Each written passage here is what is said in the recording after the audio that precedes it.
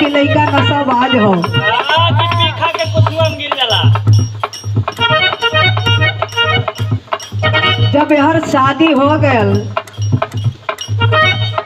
अब लइका कहत हो हम कोनो नशा वशा नहीं करत है। कहा ठीक हो, दहेज बड़ा चाप के ले लेहलस, फिर भी कमिया हो।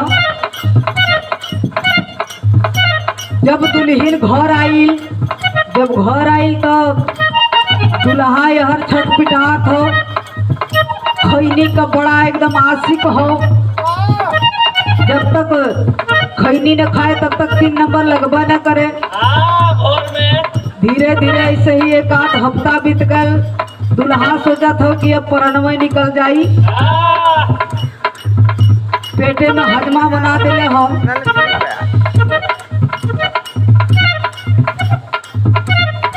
अब हर चुप्पे से दुल्हन के लगे उठ के अपने दादा लगे गयल।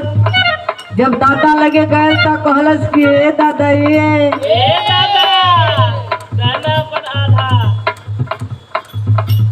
देखा है हमसे बर्दाश्त नहीं होत हो। अब तू ही संभारा।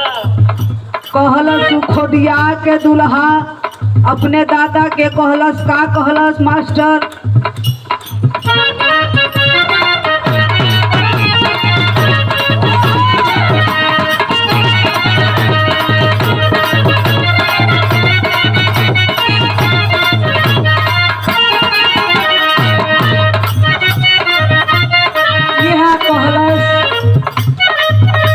बनावतनी खैनी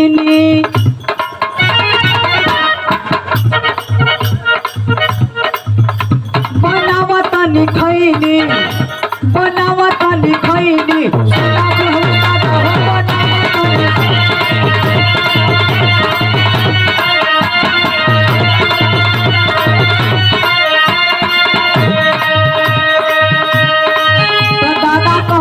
तोर वाला चुनौतिया का भइले, कह दुल्हन आइल तब से गड़बड़ा गई हो। दुल्हा कहत हो मेहरना चुनौती देवे, मेहरना चुनौती देवे भइले बाबे चैनी, मेहरना चुनौती देवे भइले बाबे चैनी। बनावत खैनी बिना बुढ़ऊ दादा हो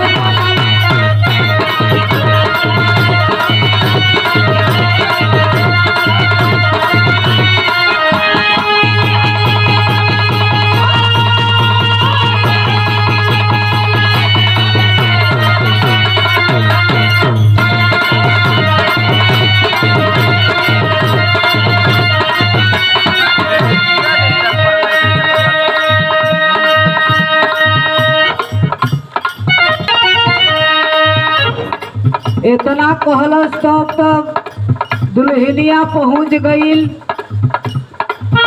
तब दुल्हन कहलस का कहलस,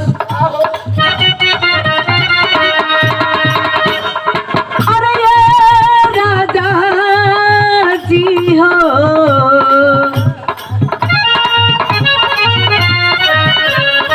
लागता यदतिया नहीं छोड़ब का हो।